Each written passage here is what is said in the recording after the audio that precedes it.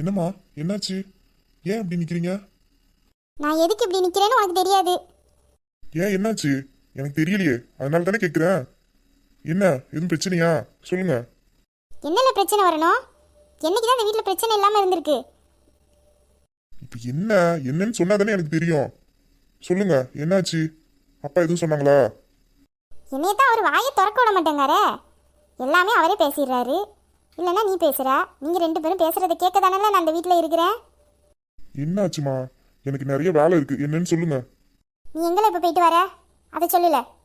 நான் எங்க போனேன்? ஒரு பக்கம் போலியே. நான் இவ்வளவு நேரம் ஃபைனான்ஸ் கம்பெனில தான் இருந்தேன். அங்க இருந்துட்டு இப்பதான் வீட்டுக்கே வரேன். நீ அங்கேருந்து தான் வரேன்னு எனக்கு தெரியுது. அதுக்கு முன்னாடி நீ எங்கே போன அதை சொல்லு. நான் எங்க போனேன்? நான் ஒரு பக்கம் போல. போய் சொல்லாதல. நீ அந்த பிள்ளை வீட்டுக்கு போயிட்டு வரலையில? எந்த பிள்ளை வீட்டுக்கு? நான் யார் வீட்டுக்கும் போலியே. என்ன, யாரும் என்ன சொன்னாங்களா? அது எப்படி இல்லை, நீ போகலன்ற அப்போ யார் என்னமோ சொன்னாங்களான்னு கேட்குற. அப்போ நீ போயிருக்க என்ன? இப்போ என்னதான் உங்களுக்கு தெரியணும்? சுத்தி வளைக்காம என்ன விஷயம் மட்டும் கேளுங்க. சம்மந்தி வீட்டுக்கு போய் இந்த கல்யாணத்தில் எனக்கு விருப்பம் இல்லை, இந்த கல்யாணத்தை நிப்பாட்டுங்கன்னு சொன்னியா இல்லையால? ஓ, அதுவா? ஆமா, நான் தான் சொன்னேன். இப்போ என்ன அதுக்கு? எது நீ தான் சொன்னியா? இல்லை, உனக்கு பொண்ணு கிடைக்காம எவ்வளோ கஷ்டப்பட்டுக்கிட்டு இருந்தேன். இந்த பொண்ணுக்கு என்னல உனக்கு குறைச்ச? நல்ல பொண்ணு, அழகா இருக்கிறா, நல்ல குணத்துலையும் நல்லா இருக்கிறா. ஏன் இந்த கல்யாணத்தை நிப்பாட்டின? இந்த பாருங்க, எனக்கு கல்யாணத்துல எல்லாம் விருப்பம் இல்ல. உங்ககிட்ட சொன்னா நீங்க புரிஞ்சுக்கவும் மாட்டேங்கிறீங்க. நீங்க கூப்பிட்டதுனால தான் வந்தேன், அதுவும் கட்டாயப்படுத்தி கூப்பிட்டதுனால தான் வந்தேன். ஏன் என்னை கல்யாணம் பண்ணுன்னு சொல்லி கட்டாயப்படுத்திக்கிட்டே இருக்கிய?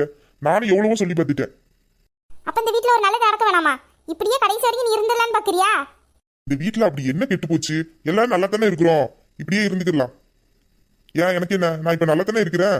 இப்படியே நான் கடைசி வரைக்கும் இருந்துக்கிறேன், எந்த பிரச்சனையும் இல்ல. விளங்கும்ல, விளங்கும். நீ இப்படி இருந்தா நம்ம குடும்பம் எப்படில தலைக்கும்? நீ ஒரு கல்யாணம் பண்ணி புள்ள குட்டின்னு பெத்தாதால நம்ம வம்ச விருத்தி ஆகும். சும்மா அதையே சொல்லிக்கிட்டு இருக்காதீங்கம்மா. எனக்கு இப்போ விருப்பம் இல்ல. எனக்கு எப்போ விருப்பம் இருக்கோ அப்ப கல்யாணம் பண்ணிக்கிறேன். ஏன்னா அந்த பொண்ணுக்கு என்ன குறைச்ச? அந்த பொண்ணு நல்லா தானே இருக்கா, நல்ல குணமா இருக்கா, அழகா இருக்கிறா, நல்ல குடும்பம். இதுக்கு மேல என்னல வேணும்? அப்படி உனக்கு எப்படியாப்பட்ட பொண்ணு வேணும்னு சொல்லியாச்சு தொலை. அப்படியாச்சும் நான் பார்த்து தொலைகிறேன். இந்த பாருங்க, நான் எத்தனை தடவை சொல்ல. விடுங்க, இந்த பேச்சை இதுக்கு மேல பேசாதீங்க. அப்ப நீ என்ன முடிவு எடுத்திருக்க? அப்ப நீ கல்யாணம் பண்ண மாட்டே, கடைசி வரைக்கும் இப்படியே இருக்கான்னு முடிவு பண்ணிட்டியோ? பாருங்க, கல்யாணம் பண்றதுக்கு ரெண்டு பேரோட மனசு முதல்ல ஒத்து போகணும். எனக்கு விருப்பம் இருக்கணும். எனக்கு விருப்பம் இல்ல. உங்க கட்டாயத்துக்காக அவளை நான் கல்யாணம் பண்ணியாந்து வீட்டுல வச்சேன்னா தேவையில்லாத பிரச்சனை தான் வரும். அதுக்கப்புறம் மறுபடியும் என்னையே தான் வந்து பேசுவீங்க. உங்களுக்கு எனக்கு சண்டை நடக்கும். எதுக்கு? இப்படியே கொஞ்ச நாள் ஆகட்டும், அப்புறம் பார்ப்போம் எதுவா இருந்தாலும். இப்ப அவசரப்படாம இருங்க. அப்ப நீ என்ன தமிழ நினைச்சிட்டு இருக்க? இந்த வீட்ல அப்ப எந்த நல்ல விஷயமும் நடக்க கூடாதுன்னு இருக்க. எனக்கு மரியாதை இல்ல, என் பேச்சுக்கு மரியாதை இல்ல.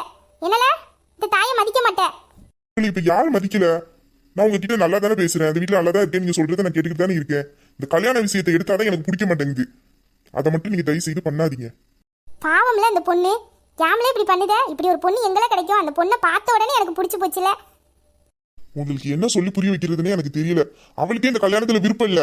அப்படி இருக்கும்போது எப்படி பண்ண முடியும்? அவளும் அவங்க அம்மாவோட கட்டாயத்துக்காக தான் இந்த கல்யாணத்தை ஒத்துக்கிட்டா. என்னல சொல்லுத? நீ கல்யாணம் வேண்டாங்கிறதுக்காக அந்த பிள்ளை மேல ஏம்ல பழிய போடுற?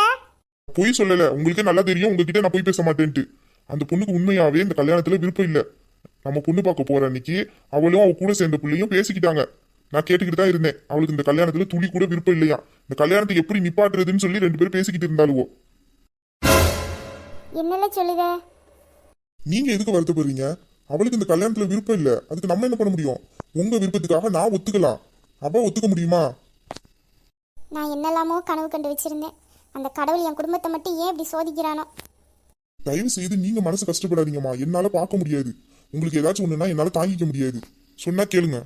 அவளுக்கு இந்த கல்யாணத்துல விருப்பம் இல்லம்மா. அவங்க அம்மா கிட்ட சொல்றதுக்கு அவளுக்கு தைரியமும் கிடையாது. இவளை மிரட்டி தான் அவங்க அம்மாவே கல்யாணத்துக்கு ஒத்துக்க வச்சிருக்காங்க. அவங்க அம்மாவுக்கு பயந்துக்கிட்டு தான் இந்த கல்யாணத்துக்கே அவ சம்மதம் சொல்லியிருக்கா. நம்ம பொண்ணு பார்க்க போன அன்னைக்கே எல்லா விஷயமும் எனக்கு தெரியும். அவளுக்கு இந்த கல்யாணத்துல துளி கூட விருப்பம் இல்லை. இந்த கல்யாணம் பண்ணிக்கலன்னா அவங்க அம்மா அவளை விட்டுட்டு போயிடுவாங்கங்கிற பயத்தினாலதான் அவள் இந்த கல்யாணத்துக்கு சம்மதம் சொல்லியிருக்கா. அன்னைக்கு ரெண்டு பேரும் பேசிக்கிட்டு இருக்கும் போது நான் கேட்டேன். அவளை பார்க்கும்போது எனக்கு கொஞ்சம் பாவமா இருந்துச்சு. சின்ன பிள்ளையா இருக்கிறா. பதட்டத்துல ஏதாச்சும் பண்ணி அவளுக்கும் அவங்க அம்மாவுக்கும் ஏதாச்சும் பிரச்சனை ஆயிடக்கூடாது அப்படின்னு நினைச்சுதான் அந்த நேரத்துல நான் வந்து கல்யாணத்துக்கு சம்மதம்னு சொல்லிட்டு வந்தேன். அவங்க பொண்ணுக்கு கல்யாணம் நடக்க போகுதுன்னு சந்தோஷத்துல இருந்தேன். அந்த நேரத்துல போய் உங்க பொண்ணை நான் பிடிக்கலன்னு சொன்னா அவங்க மனசு கஷ்டப்பட்டிருக்கும். அவங்களும் உங்களை மாதிரி தானமா எனக்கும் அவங்க மனசை எப்படி நான் காயப்படுத்துவேன்? அதனாலதான் அந்த நேரத்துல எனக்கு பொண்ணை பிடிச்சிருக்கு, கல்யாணத்தை வைங்கன்னு சொல்லிட்டு வந்துட்டேன். அப்புறம் போய் பொறுமையா அவங்க கிட்ட சொன்னா அவங்க புரிஞ்சுப்பாங்கிறதுனாலதான் அன்னைக்கு நான் சொல்லிட்டு வந்தேன். அந்த பொண்ணை பார்க்கும்போது எனக்கு ரொம்ப கஷ்டமா இருந்துச்சுமா. எதுக்குன்னு தெரியல. சரி அந்த நேரத்தில் அவளுக்கு ஏதாச்சும் உதவி பண்ணணும்னு தோணுச்சு. அதனால தான் எனக்கு பிடிச்சிருக்குன்னு சொல்லிட்டு வந்தேன். இப்போ அவங்ககிட்ட சொல்லி புரிய வச்சுட்டேன். எனக்கு தான் அந்த கல்யாணத்தில் விருப்பம் இல்லை. உங்க பொண்ணுக்கு பிடிச்ச மாதிரி ஒரு பையனா பார்த்து கல்யாணம் பண்ணுவீங்க. உங்களுக்கு என்ன உதவி வேணாலும் என்கிட்ட கேளுங்க, நான் பண்ணி கொடுக்குறேன். வேணா சொல்லுங்க, நான் ஒரு நல்ல பையனா பார்த்து சொல்றேன். எனக்கு இந்த கல்யாணத்தில் விருப்பம் இல்லை அப்படின்னு நான் அவங்க கிட்ட பொறுமையா எடுத்து சொல்லிட்டேன். அவங்களும் அதை ஏத்துக்கிட்டாங்க. எந்த கோவமும் படல. அவங்க புரிஞ்சுக்கிட்டாங்க. நம்ம அன்னைக்கு இருந்த சூழ்நிலையில சொல்லியிருந்தேன்னா கண்டிப்பா இந்த புரிதல் அவங்களுக்கு இருந்திருக்காது. அதனால தான் பொறுமையா சொல்லிக்கலான்னு இன்னைக்கு போய் சொல்லிட்டு வந்தேன். அவங்களும் சரின்னு சொல்லிட்டாங்க. நீங்க அதை பத்திலாம் கவலைப்படாதீங்கம்மா, விடுங்க.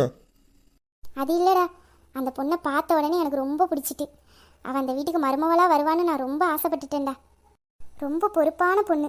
அவள் உன்னை கல்யாணம் பண்ணியிருந்தா உன் வாழ்க்கை எப்படிலாம் மாறி இருக்கும். நான் அதெல்லாம் நினச்சி கொஞ்சம் ஆசைப்பட்டுட்டேன். ஆசைப்படுறதுக்கு ஒரு அளவு வேணும். அந்த கடவுள் எனக்கு அவ்வளோதான் கொடுத்து வச்சிருக்கா. அம்மா விடுங்கம்மா, அதையே நினைச்சு நீங்க ஏன் கஷ்டப்பட்டுக்கிட்டு இருக்கீங்க? அவளுக்கு உங்க மருமகளை ஆவறதுக்கு கொடுத்து வைக்கல அப்படி நினைச்சுக்கோங்க. தேவையில்ல அதெல்லாம் போட்டு யோசிக்காதீங்க. நீங்க இப்படி மனசு கஷ்டப்படுறத பார்த்து எனக்கு வருத்தமா இருக்கு. போங்க, ஏதாச்சும் வேலையை பாருங்க. அதையெல்லாம் விட்டு தள்ளுங்க, அதெல்லாம் முடிஞ்சு போச்சு.